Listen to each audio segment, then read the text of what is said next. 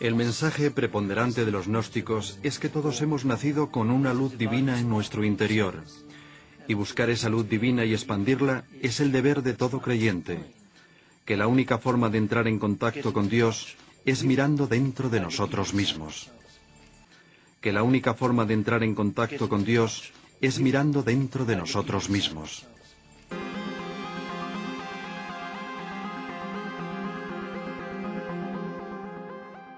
Tengo la impresión de que así como el pueblo judío adquirió su identidad atravesando el desierto, yo creo que Occidente, hasta que no vuelva al desierto, no recuperará su identidad. Es decir, que si queremos saber quiénes somos, es importante volver al desierto. Pero el desierto, evidentemente, no lo entiendo como un espacio físico, sino como un espacio interior. Es decir, el desierto es una metáfora de la interioridad. Y la interioridad es lo más urgente en este momento. Dices sobre la interioridad, dices que dentro de nosotros, digamos que la interioridad no se disputa o no está en contra de la exterioridad. Bueno, diría que efectivamente, que, como has dicho muy bien, ¿no?, que la interioridad no se opone a la exterioridad, sino a la superficialidad, ¿eh? Entonces la interioridad sería ese lugar donde la semilla de dentro se va desplegando hacia afuera y recorriendo todo nuestro ser, ¿no? Y porque la profundidad es proporcional a la amplitud. Por tanto, cuanto más profundos, más amplios. Nos invitó a muchísimos seminarios donde había filósofos, investigadores. Nos hizo conocer a Plotino, en uno de ellos, al Bhagavad Gita, en otro de ellos, siempre hablando de la búsqueda de Dios, de la verdad, de la libertad, del crecimiento espiritual, del crecimiento interior. Él fue un maestro de la persona interior.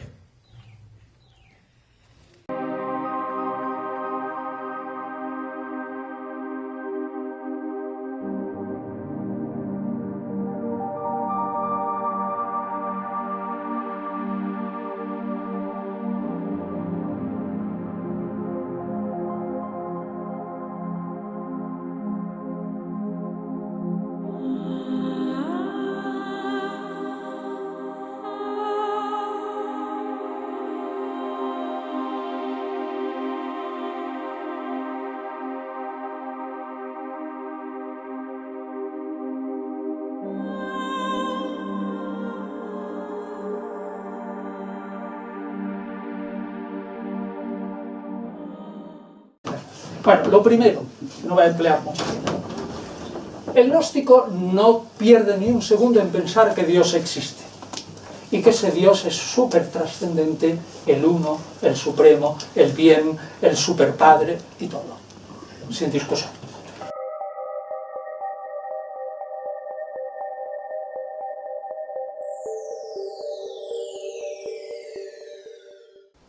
Porque lo primero que tenemos que tener muy en cuenta cuando hablamos de estos temas es que Dios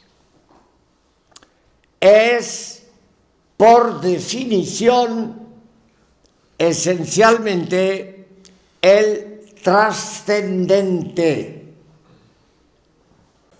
Porque lo específico de la trascendencia es la incognoscibilidad, que no se puede conocer,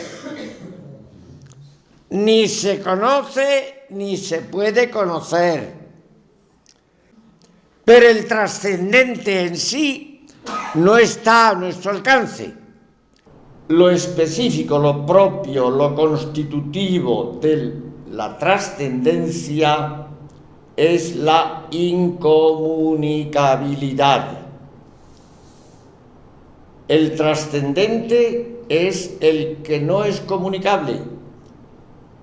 No nos podemos comunicar con él. Los seres humanos no podemos acceder a una digamos, a tener una percepción de Dios, algo así como para definirlo. El ser humano no tiene mecanismos ni aparaticos de comprensión ni de conocimiento como para acceder a lo que Dios es. De entrada les puedo decir que Dios es absolutamente inimaginable. Dios no es imaginable. Veamos el problema de Dios. Dios es para nosotros hoy cada vez más un misterio, alguien desconocido, alguien al que no le caben pues muchos de los predicados y muchas de las compresiones que les hemos ido poniendo a lo largo de 2000 años. De nuevo, la filosofía nos lo ha recordado, no puedo meterme en ello, pero la filosofía nos lo ha recordado desde Kant.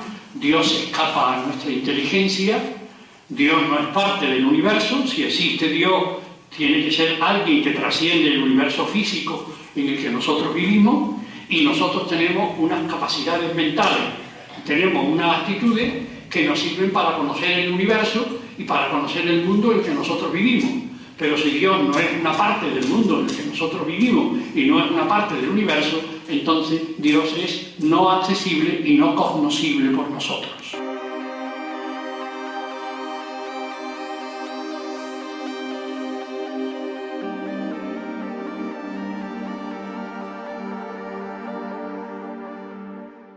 Bueno, lo primero, no voy a emplear mucho tiempo. El gnóstico no pierde ni un segundo en pensar que Dios existe y que ese Dios es súper trascendente, el uno, el supremo, el bien, el superpadre y todo. La cosmogonía gnóstica es muy compleja, pero en términos bastante generales, simplificados, se puede resumir de la siguiente manera. En el principio estaba la fuente primordial, está la fuente, el uno, el Dios supremo, que lo llamaban los gnósticos, el Padre también lo llamaban, del cual emanaba todo. Pero sí que somos una generación que no tiene crisis de espíritu, pero sí del Hijo y del Padre, es decir, del camino y de la fuente. Yo muchos de mis retiros pues empiezo en el nombre del Padre, del Hijo, del Espíritu Santo. La gente se queda un poco desconcertada porque pensaba que no es eso lo que se iban a encontrar, ¿no? Y luego digo en el nombre de la fuente, del camino y de la energía, ¿no? La fuente es el Padre, el camino es el Hijo, la energía es el... Yo quisiera empezar, antes de empezar a hablar con un momento de silencio, porque creo que tratamos temas que son muy profundos, que están siempre antes y después de las palabras, y es amén. Para mí esto no es un mero protocolo, sino que es una necesidad, ¿no?, de conectar con la fuente, ¿no?, de conectar con la fuente, ¿no?, de conectar con la fuente. Porque lo queremos eliminar. Ellos tienen la idea de Dios mucho más. Nosotros, yo soy cristiano del Nuevo Testamento, no del Antiguo Testamento. Me llaman hereje por ahí, no importa, yo uso mi cabeza. Soy cristiano del Nuevo Testamento, ¿por qué? Porque yo admito el Dios ese al que Jesucristo nunca le llamaba por su nombre, nunca llamaba Yahvé, siempre decía mi Padre, mi Padre. Y yo creo en un Dios Padre. ¿Saben cómo le llaman muchos extraterrestres? Le han dicho a sus contratados, ¿cómo le llaman a Dios? La fuente, porque está siempre manando cosas para afuera, creando órdenes.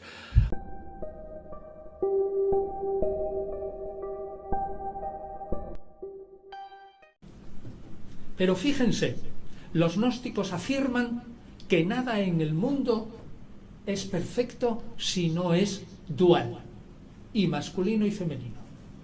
¿Por qué? Porque el mundo de aquí no puede ser sino un reflejo del mundo de allá. Esto es platonismo puro. Puro Platón. Segundo, fíjense, o sea, primero rompe la ley de la dualidad, porque el trascendente, repito, no es uno solo, sino uno bien más su pensamiento, es decir, principio masculino, principio femenino. Es decir, principio masculino, principio femenino.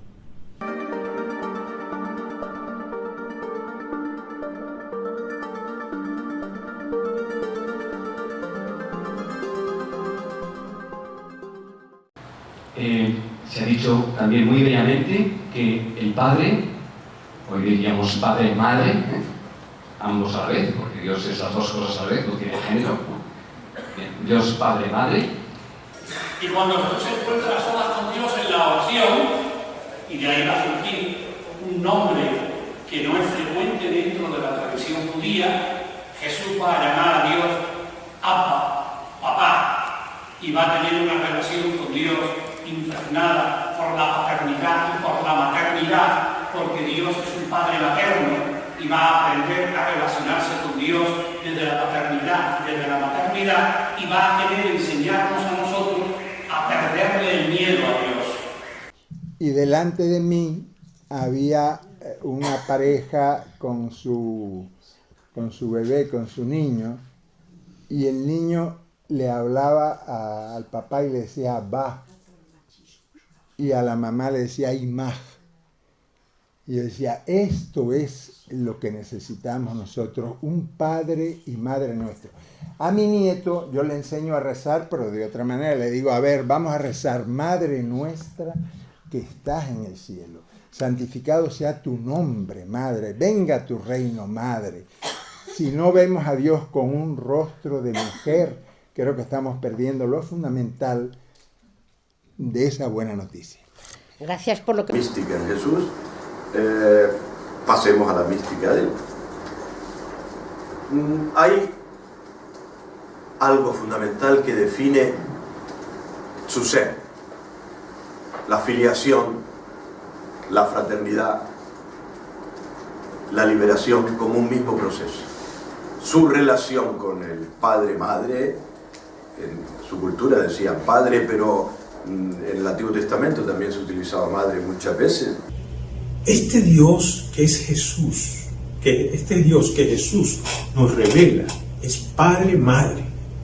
Noé, en su obra, El regreso del hijo pródigo, nos introduce en la parábola a través de la pintura de Rembrandt y muestra cómo en las manos de aquel padre que acoge a un hijo con un abrazo al hijo extraviado, que regresa, está presente la maternidad y paternidad de Dios. Una mano es masculina y la otra mano es femenina. Esto que hoy nos resulta bello, en una sociedad patriarcal es un insulto a la figura del padre. Y Jesús revela rasgos maternales de Dios. El padre de la parábola, conocida como el hijo pródigo, resulta ser un padre-madre. Y la experiencia de Dios a través de Jesús de Nazaret, que nos viene y nos lleva a descubrir al auténtico Dios en los siglos de los tiempos, a descubrirle en los pobres, a descubrirle en la gente refugiada, a descubrirle en la naturaleza, a descubrirle en lo femenino, a descubrir a Diosa, no a Dios. Entonces la pregunta mía sería, el título de tu charla, que me ha sorprendido, ¿se podría también cambiar y poner Actualidad de Jesús y nueva revelación de Dios? Tal como tú lo has explicado, se podría, evidentemente, ¿no? Y gracias por lo de Diosa, que se me había olvidado y que es importante.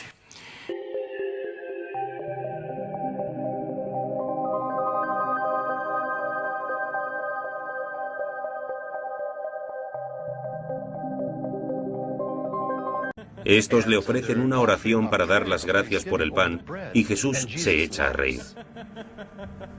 De hecho, en el Evangelio de Judas, Jesús se ríe a carcajadas. Se ríe porque creen que están adorando al Dios verdadero, pero en realidad se equivocan. Están adorando al Dios que creó este mundo, que no es el Dios verdadero. El único que lo entiende es Judas. Para los gnósticos, el Dios que creó la tierra no era digno de adoración. Solo el Dios verdadero, un ser que escapa a nuestro entendimiento, era sagrado. Jesús se ríe de lo que ve como una falsa piedad. Crea todo el universo. Luego el universo no lo crea ni siquiera sabiduría, sino un hijo de sabiduría, que ¿saben quién es? Pues el demiurgo es Yahvé, es decir, un Dios inferior. Y dicen los gnósticos, este Yahvé es tal cual, necio y tonto, porque a pesar de que ha visto que en el uno están todas las formas con las que él ha utilizado esa materia caótica y ha creado el universo, está proclamando a sus infieles, a sus tontos, a sus entidades creacionadas, al universo, está proclamando: yo soy el único Dios, nadie hay más grande que Dios, yo soy un Dios celoso porque soy único. Y dice el gnóstico: tonto, tonto y tonto. Yahvé es tonto. El único Dios verdadero es el trascendente. El único Dios verdadero es el trascendente.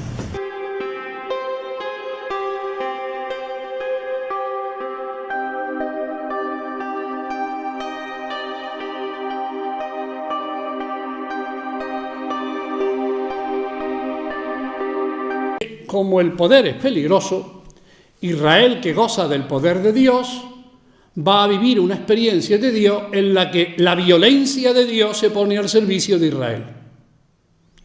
Y entonces es cuando nos encontramos todas esas imágenes salvajes de Dios que nosotros encontramos en el Antiguo Testamento, que a veces escuchamos en alguna lectura de alguna de las misas y de alguno de los sacramentos, y que cuando leemos una de esas lecturas y le decimos al final palabra de Dios, pues muchas veces algunos nos quedamos callados porque decimos: ¿cómo vamos a poder decir te alabamos, Señor?, si lo que se acaba de contar es una barbaridad? Porque las imágenes de Dios que se nos presentan en el Antiguo Testamento están llenas de barbaridad, hay incestos, hay asesinatos, hay genocidio. A darse cuenta de que ahí está fallando algo, de que la imagen de Dios que se nos está presentando en el Antiguo Testamento es una imagen que nos plantea muchos interrogantes y que incluso muchas veces, en lugar de ser una plataforma para nuestra fe y una ayuda para nuestra fe, se convierte en un obstáculo para nuestra fe. Eso ya lo vivió el cristianismo desde los inicios. Por eso vino Marción y vinieron todas esas corrientes antisemitas que ya se daban en el cristianismo en los inicios y que tenían que ver precisamente de que las imágenes de Dios que se presentaban en el Antiguo Testamento no eran precisamente imágenes que dieran confianza y que dieran ánimo para relacionarse. Reconciliarnos, entonces voy a hablar ahora de las 3 reconciliaciones, qué significa reconciliarnos con lo divino, con lo humano y con lo cósmico. Reconciliarnos con lo divino consiste en no creer que hay un Dios separado de nosotros que nos manda calamidades, que está poniéndonos a prueba a ver si pasamos el examen o no, y que ahora estaríamos puestos en un límite en el que vamos a zozobrar. No, esa imagen la hemos de desterrar, es una imagen mítica que no nos ayuda. Bueno, gracias a Dios no es la experiencia de todo el mundo de esto, pero no nos lo podemos saltar fácilmente esta crítica, porque mucho del ateísmo contemporáneo es ateo no de Dios, sino de una determinada imagen de Dios que nosotros hemos cultivado o transmitido, de la cual, ante esa terrible presión de ese ojo que está siempre vigilando y que no permite ser uno mismo, ante eso no hay más remedio que tirarlo por la cloaca. A esa imagen de Dios, no a Dios, pero sí esa imagen de Dios. Bueno. Porque no se trata de superar la idea de un ser contento, de un sujeto, de un objeto. No, es mucho más. Muy bien. Por eso hace desaparecer esa imagen de Dios tradicional. Sí. El Dios que premia y castiga, el Dios que tal, el Dios que ha dictado los 10 mandamientos, el Dios de Moisés, el de las tablas de la ley. Claro. Y en los Salmos. Una vez en el Canal 11, en un debate que tenía yo ahí con un ateo y con otra persona que me dijo que era jesuita, me dijo el jesuita: yo creo solamente en los evangelios, pero no creo en el Antiguo Testamento como la palabra de Dios. Me dijo el jesuita: yo creo solamente en los evangelios, pero no creo en el Antiguo Testamento como la palabra de Dios.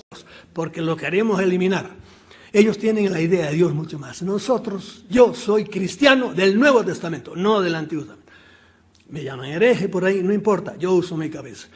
Soy cristiano del Nuevo Testamento, ¿por qué? Porque yo admito el Dios ese al que Jesucristo nunca le llamaba por su nombre, nunca llamaba Yahvé, siempre decía mi Padre, mi Padre. Pensar, imaginar, intuir, pero nunca lo había escuchado o leído.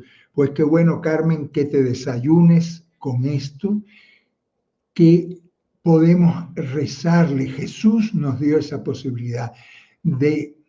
Jesús no creía en Yahvé Sebaot, nunca lo menciona. Jesús no creía en Yahvé Sebaot. ¿Cómo va a creer Jesús de Nazaret en un Dios sanguinario, genocida, que su símbolo es el prepucio. Jesús nos permite, nos ilumina, nos anuncia que Dios no es Yahvé Sebaot, no es un Dios varón ni sanguinario, sino que es un papá y mamá nuestro.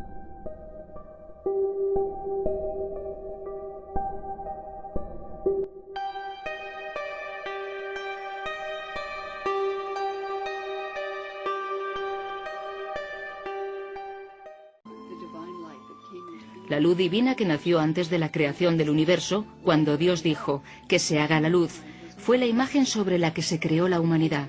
Y dentro del Evangelio de Tomás, Jesús habla como la voz de esa luz. Soy yo. Yo soy la luz que está por encima de todo. Yo soy el todo.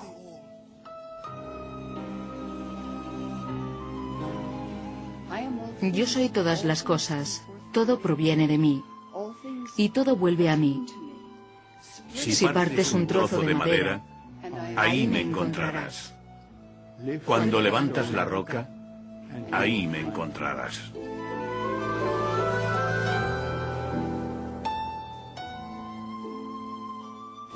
¿Por qué le tiene la Iglesia tantísimo temor a esas palabras del Evangelio de Tomás? Mira por debajo de cualquier roca y me encontrarás. Porque es una declaración panteísta. Implica que la divinidad está en todas partes y dentro de todas las cosas. Pues recordando su semblante, vamos a ver el hombre de ciencia y luego después el hombre de fe, con esa nueva imagen de Dios. Tenemos un resumen de toda su vida y todo su pensamiento escrito por él 7 días antes de su muerte. Y dice así, lo que yo creo sencillamente. Esto, versículo de San Pablo, lo cita de memoria. 1 Corintios 15, 28. Y al pie de la letra es o Theos tapantem passi. Pero quiere decir Dios todo en todas las cosas. Pero quiere decir Dios todo en todas las cosas.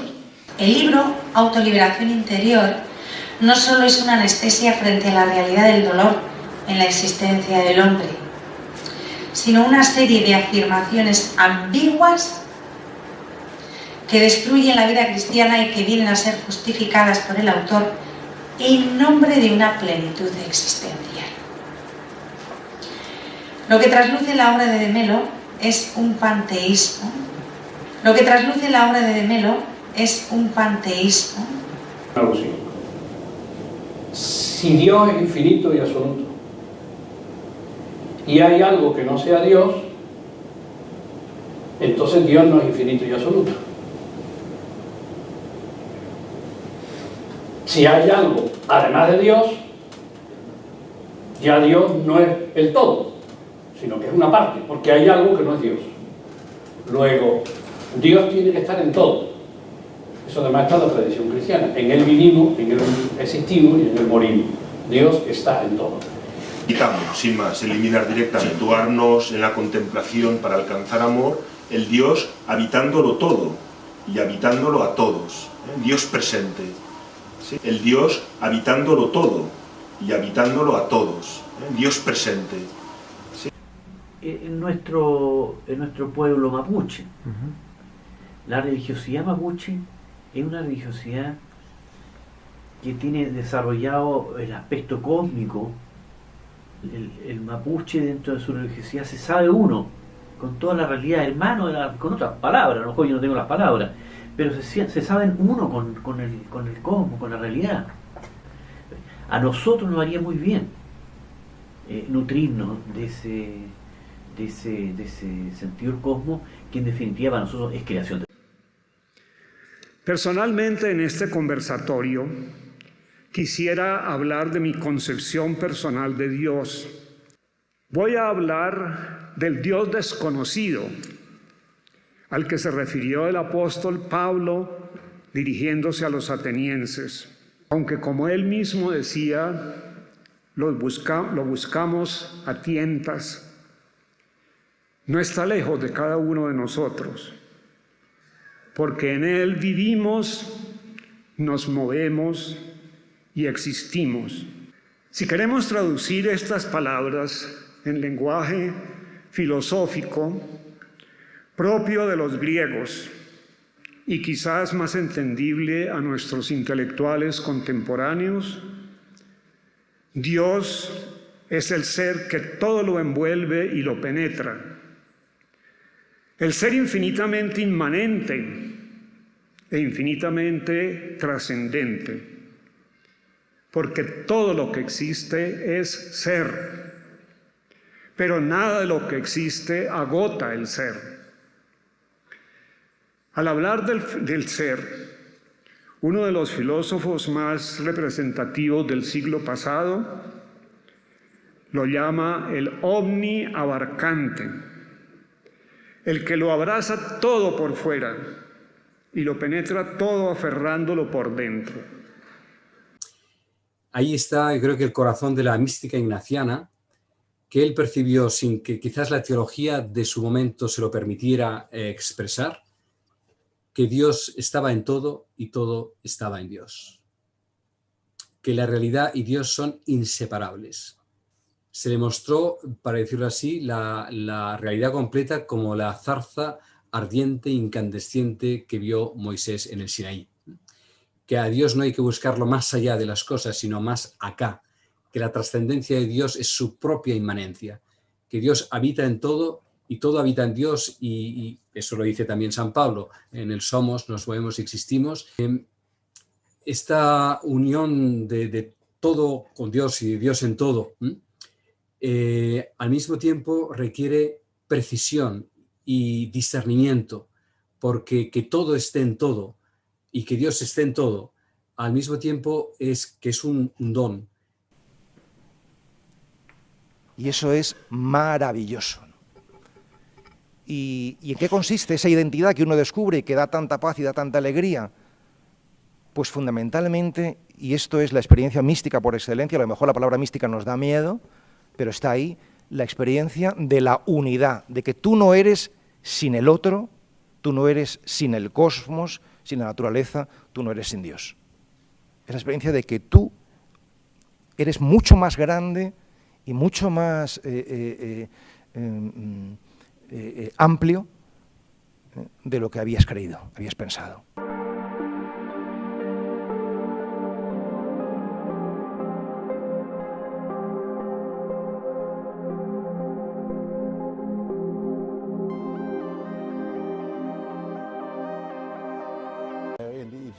Todo esto ya lo encontramos dentro de la religión egipcia, que nos dice que el hombre, una vez pasada la muerte, se convierte en Osiris, en un dios.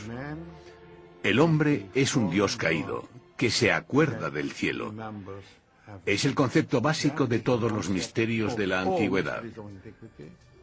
Los mitos de Isis, de Mitra, de Adonis, todo. El mensaje preponderante de los gnósticos es que todos hemos nacido con una luz divina en nuestro interior, y buscar esa luz divina y expandirla es el deber de todo creyente, que la única forma de entrar en contacto con Dios es mirando dentro de nosotros mismos.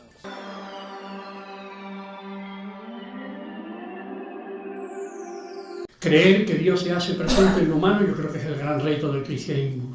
Nosotros no creemos en un Dios puro, en un Dios en abstracto, en un Dios, sino que nosotros creemos en un Dios encarnado. Por eso insistía yo antes que yo creo en el Dios de Jesús. Pero para mí la mediación para creer en Dios es Jesús de Nazaret. En la medida en que yo me identifico con Jesús de Nazaret, desde Jesús de Nazaret yo me identifico con Dios. Y por tanto lo que estoy haciendo, si lo quieren ustedes, es divinizar lo humano. Reconocer que en lo humano, en la humanidad de Jesús, está lo divino. Y construir el reino también aquí. Claro, y en esto está la humanidad de Jesús. Jesús estaba convencido que haciéndonos profundamente humanos, así es como, primero, arreglaremos este mundo, y segundo, nos haremos más divinos. Ahora viene Navidad. Esta pregunta, detrás de esta pregunta, late muchas veces la presunción equivocada de que Dios y tú sois distintos. Es decir, todavía no has descubierto, yo esto sí que lo he descubierto, lo puedo decir así con claridad, que el autoconocimiento es conocimiento de Dios. O sea, que quien se conoce a sí mismo, conoce a Dios. Lo llame así o no lo llame así, ¿no? Que no hay separación entre él y yo, ¿no? Yo creo que es el encuentro colectivo como proceso de maduración humana, de conciencia humana, es comprender que eso que en Jesús se dice de forma excluyente es totalmente inclusivo, ¿no? Entonces hay un único Hijo porque toda la realidad es el Hijo de Dios. La realidad completa es el Hijo de Dios. Todo es la única forma, eso lo dice el maestro Eckhart, por otro lado, ¿eh? O sea, Dios engendra al Hijo del mismo modo que lo engendra en el alma, y lo que engendra en el alma es el mismo acto de engendrar del Hijo. O sea, hay un solo Hijo, que es el acto de salir de Dios fuera de sí mismo en la forma. Nosotros como cristianos reconocemos en Jesús la plenitud del encuentro de lo divino y de lo humano. Y a través de esa diafanización reconocemos que todo es Él. Por lo tanto, todo aquel y toda aquella que vive como Él participa de esa única filiación. Así es como yo entiendo que es el único Hijo. Era Dios. Por eso, ojito con creer demasiado o con tener muchas creencias. Y mi amigo Javier Meloni lo expresa preciosamente. Jesús es plenamente Dios y hombre, y eso es lo que somos todos. El pecado del cristianismo es el miedo. No nos atrevemos a reconocernos en lo que Jesús nos dijo que éramos. Es más cómodo hacerle un altar que ver que yo soy Jesús. Ya ve. Entonces, ¿qué es Dios? Dios es la mismidad última de lo que es, la mismidad última de lo que somos. El fondo, los sufíes lo dicen de otra forma. Dios es lo único que existe, fíjate, lo único que existe y que se oculta y se disfraza de todos los seres. Por tanto, todos vosotros y vosotras sois Dios disfrazado. Es una metáfora, pero yo la comparto al 100%. Nosotros, la primera tarea del hombre es llegar a ser plenamente humanos. Y después abrirnos a la gracia de Dios, es decir, hacernos receptivos para recibir la gracia, es decir, dones de Dios que nos elevan por encima de nuestra naturaleza puramente humana. Y por eso el nuevo libro que está en imprenta se va a llamar Hominización, Cristificación. Hominización porque Dios quiere que cada uno de nosotros conscientemente vaya trabajando en su humanización y abriéndose voluntariamente y libremente a la gracia de Dios que nos hace semejantes a Cristo. Y eso es cristificación. Leerlo casi con las claves de la cábala, es decir, muchas historias. No, el secreto de Jesús es algo mucho más sencillo. El secreto de Jesús es que realmente la vida con mayúsculas, la vida de verdad, consiste en conocer realmente a Dios. Ese es el secreto de Jesús. Conocer a Dios. Conocer que lo único que existe es Dios. Conocer que lo único que existe es el bien. Y que por tanto todo lo que existe es reflejo de ese bien. Y de que todo lo que no se concuerda con ese reflejo del bien no puede ser. Es decir, el hombre tiene que pensar como Dios. Nosotros somos la imagen de Dios. Entonces lo mejor de mí mismo es ese fondo allí donde yo soy más que yo mismo. Y entonces dirían en japonés, no el yo pequeño, sino el yo grande, el tai ga. Entonces soy, claro, cuando le decía yo al doctor Suzuki, digo, esto es que Dios está dentro de mí, me decía Suzuki, pero usted, cristiano, usted no tiene derecho a decir que Dios está dentro de usted si no fuera, porque ya antes usted está dentro de Dios. Y de entrada les puedo decir, solo Dios es espíritu. Y nosotros seríamos espíritu tanto cuanto estemos participando de la misma divinidad. A mí me parece muy importante que tengamos con claridad esto. Solamente Dios es espíritu y nosotros por participación de la divinidad.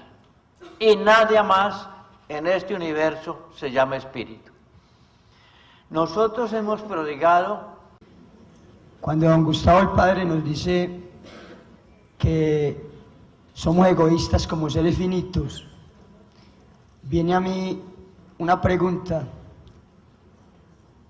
que de pronto me hace ir como a los principios.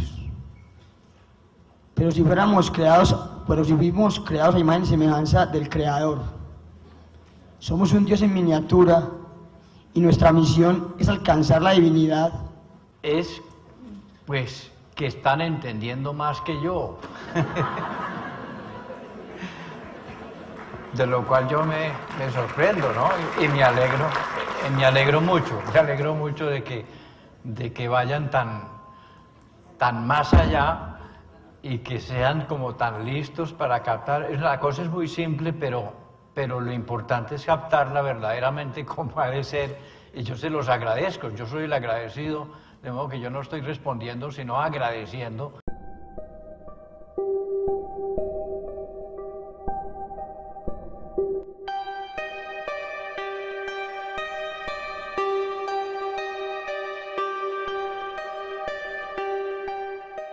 Es un ser creado y ciertamente no es Dios. Y aquí la serpiente dice, de hecho, si comen de él, se darán cuenta que en realidad son dioses. Otra mentira. Estas son las dos mentiras del Edén dichas por la serpiente. Por supuesto, la francmasonería enseña lo opuesto. Dice que fue el diablo, como lo vimos, quien dijo la verdad y que fue Jehová el mentiroso. Eso es lo que hemos visto en todas aquellas citas de la francmasonería. Ellos han invertido el asunto, así que esta es una enseñanza central jesuita, porque los jesuitas son los que en realidad formaron a la francmasonería. Eso podría ser el secreto, porque cuando una persona entra a la masonería, entra ignorante y sale con un conocimiento superior. Descubre el tesoro interior que tiene su alma, descubre que es hijo de Dios, que tiene chispa divina, que está hecho del mismo material que todo el cosmos y que todo está relacionado, es un mar energético. Cuando empieza a descubrir esos pequeños secretos, ese es el oro alquímico, es el secreto masónico. Comparte. Los principios de la orden apuntan fundamentalmente a eso, a entender al hombre dentro de un centro que ocupa en el mundo y cómo él mismo está en contacto con la divinidad, pero una divinidad externa a él, no una divinidad que no pueda estar en su propia experiencia, sino que estando Dios en su interior, se proyecta todas las cosas. Y de esa manera ese Dios, ese conocimiento profundo de la divinidad, que lo podemos experimentar, es tanto inmanente como trascendente. Lo encontramos en nosotros, pero también lo podemos encontrar en los demás, por cuanto de Él todo procede por emanación. De Él todo procede porque su sustancia llena todo. Y que lo demás es algo muy lejano y que si algunos desarrollaron algo, pues son muy peculiares, muy particulares de algunas tradiciones religiosas o movimientos místicos, que eso no va con los demás, va con todos. Todos tenemos el potencial, obvio, no todos tenemos la madurez, hay que verlo. El potencial está ahí, como tú lo mencionas. Ese Dios interior está esperando ser liberado. Ese Dios interior está esperando ser liberado. Pero la madurez no la tenemos todos igual.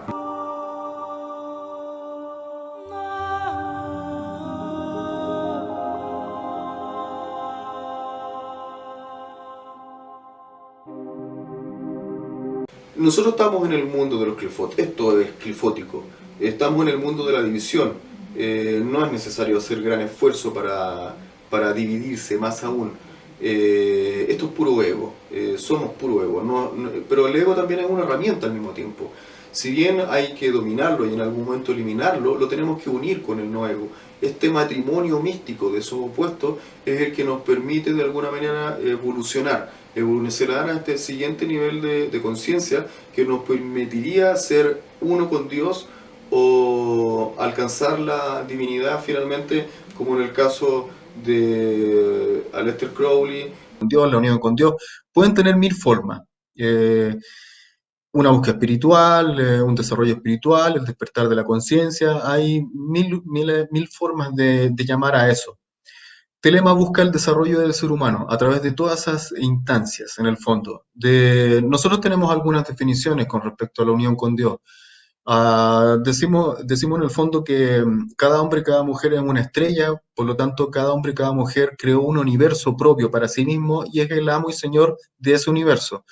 No hay más Dios que el hombre, dice la ley de Telema. Entonces, dentro de la ley de Telema es descubrir la deidad dentro de cada uno de nosotros.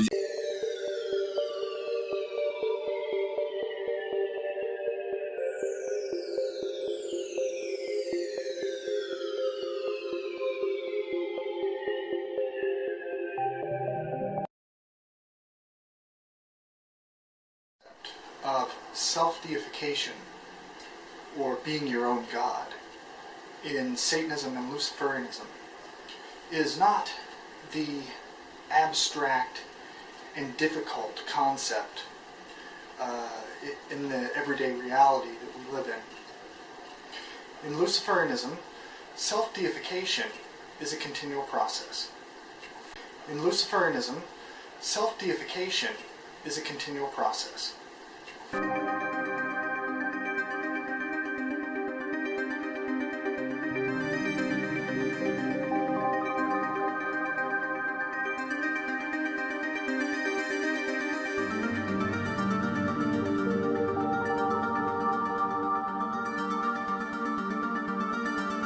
Una fe o muchas. El cristianismo se expandió rápidamente. De Jerusalén a Asia Menor y Egipto, Roma y el norte de África. Todavía no había iglesias. En su lugar, los adeptos se reunían en casas privadas donde algunos escuchaban evangelios según personas cuyos nombres sorprenderían a muchos practicantes de hoy en día. Algunos leían a Felipe, otros a Tomás, otros leían el evangelio según María Magdalena, otros los de Mateo, Marcos, Lucas o Juan. A algunos de los primeros cristianos se les llama ahora gnósticos, o la gente que sabe. Los gnósticos eran místicos, es decir, eran personas que sentían que podían tener cierto acceso directo a Dios. La palabra gnóstico procede del término griego gnosis, que significa conocimiento, pero esa clase de conocimiento no es la sabiduría del día a día, ni lo que se aprende en los libros. Es perspicacia, es intuición, es esa capacidad de saber algo sobre ti mismo, de saber que tienes una chispa divina en tu interior, y de reconocer que el Dios al que te refieres, el Dios que hay fuera, es el mismo que esa chispa divina de tu interior.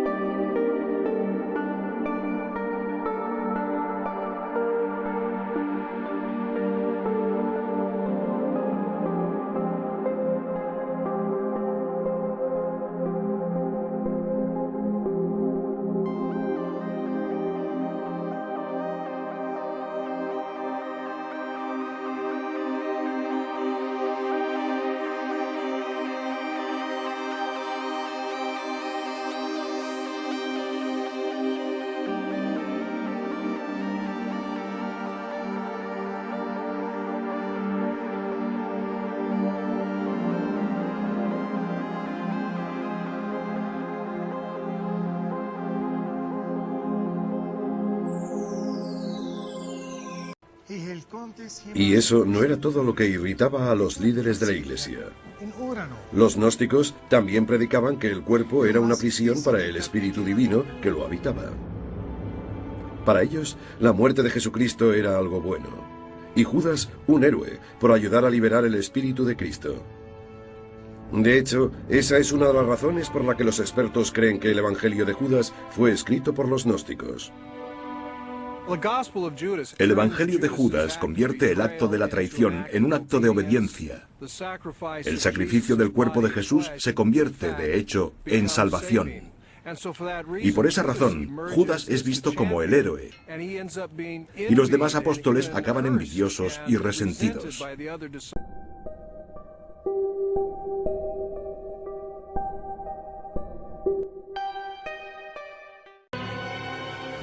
No es de extrañar que, desde el Holocausto, la teología alemana se haya esforzado muchísimo por intentar limpiar la imagen de Judas. Sobre todo, un grupo de jesuitas alemanes que ha encabezado el intento por hacer de Judas un santo. Sobre todo, un grupo de jesuitas alemanes que ha encabezado el intento por hacer de Judas un santo. La idea de santidad para Judas puede resultar escandalosa para muchos. Pero en el Evangelio de Judas se le describe casi como si fuera un santo.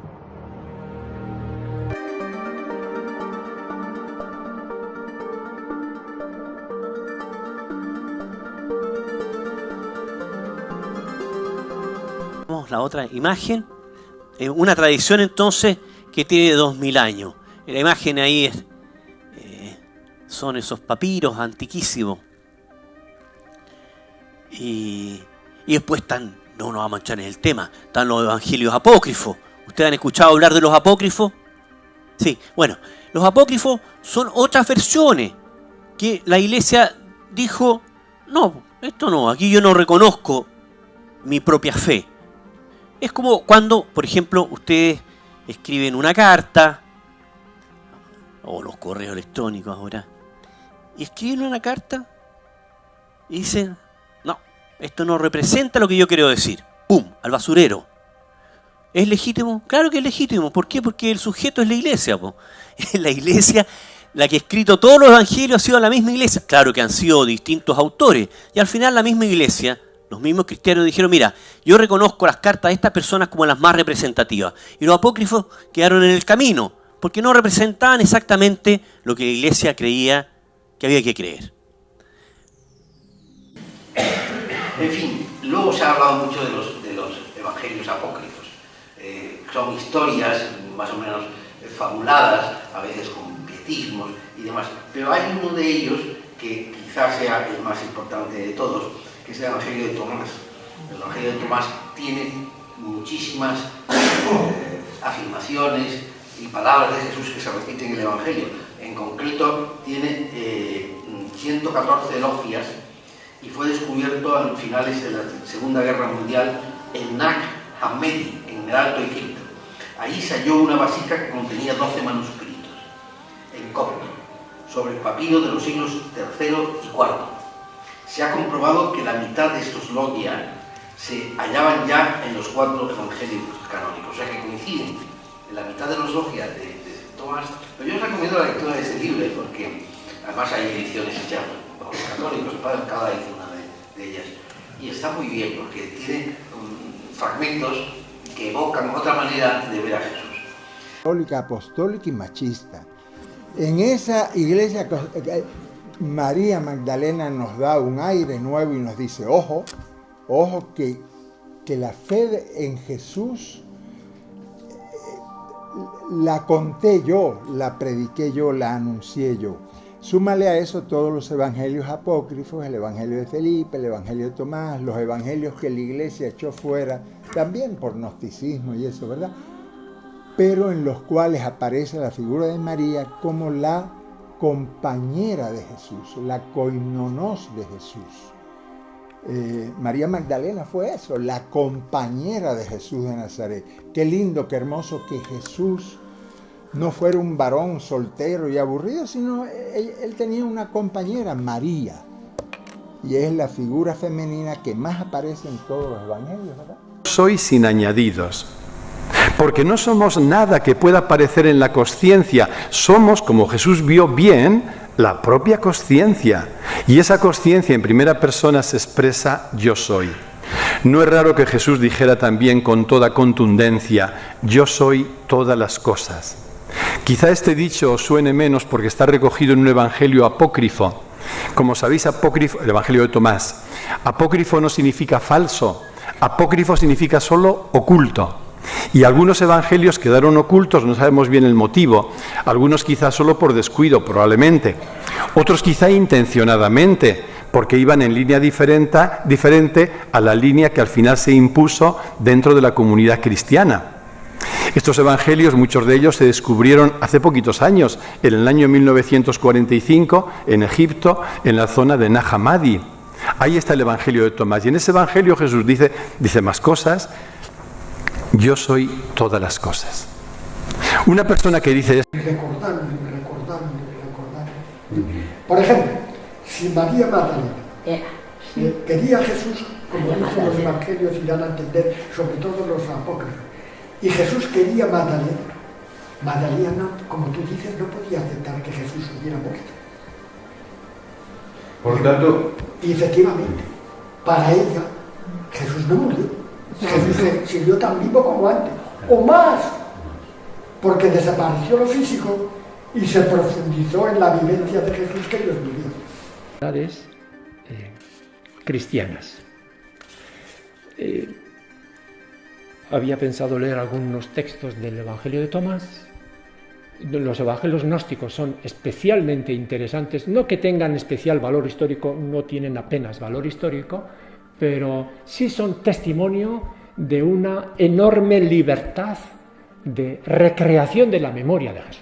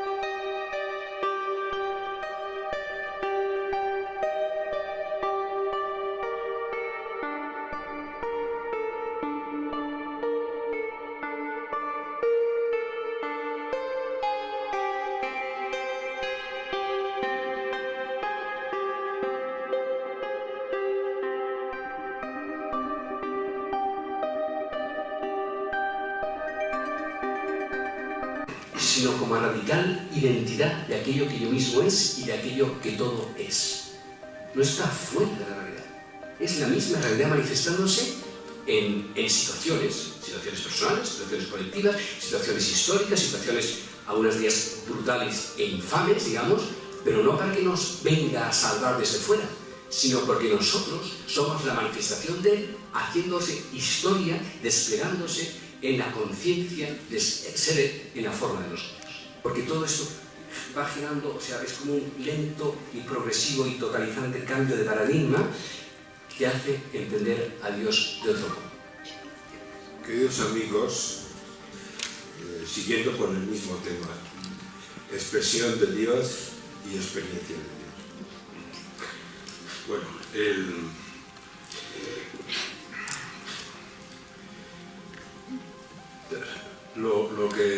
lo que tú ahora acabas de decir, Javier, es lo que decían los antiguos gnósticos. Los antiguos gnósticos.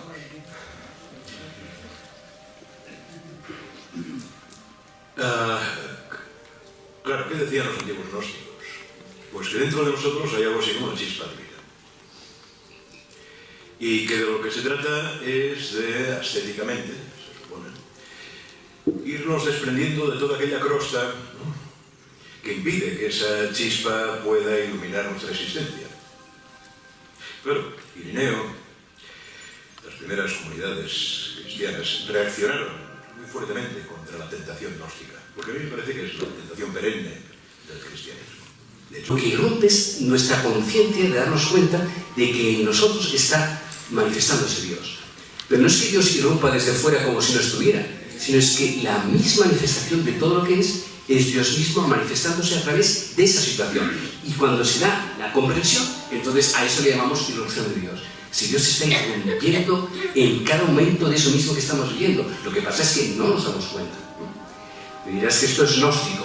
Bueno, claro, gnóstico, pero no en el sentido originario o clásico de la palabra, pero es una cuestión de conciencia. Y esta cuestión de conciencia yo creo que es una inflexión nueva que no se corresponde al gnosticismo clásico, sino que corresponde a algo nuevo que yo creo que es emergente en el momento nuestro de la especie. Una puntualización última, si quieres.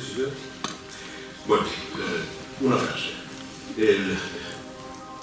En la Biblia no encuentras nada de lo que has dicho. Sí, en los escritos de Valentín, de Basílides y tal, que fueron los gnósticos. Sí que es verdad que lo que tú dices, no encontramos el desprecio gnóstico del mundo, esto es verdad. Pero a veces me da la impresión de que Dios es algo así como un enchufe, que tienes que poner los dedos para... O bueno, como te decía, esa sustancia que está presente en todo, un ángel.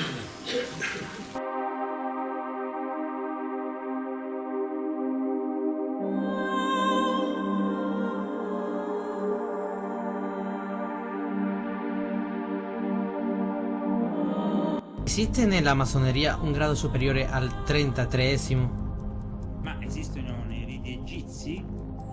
Existen en los rituales egipcios de la masonería, conocidos también como Memphis y Mizraim, o Mizraim y Memphis, según los linajes masónicos, grados que llegan hasta el 90 y 97. Hoy en día, también hay facciones que han llevado los grados a 100, pero los grados se refieren principalmente a los grados de perfeccionamiento de los misterios. Por lo que concierne al poder real, el 33 confiere este acceso al poder real en la masonería.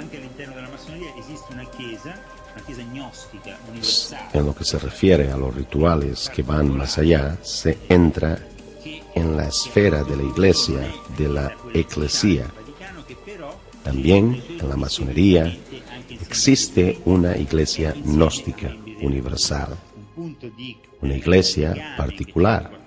Entonces, que aunque no sea la Iglesia oficial del Vaticano, celebra secretamente sus rituales también juntos a los jesuitas y otros miembros de la Iglesia.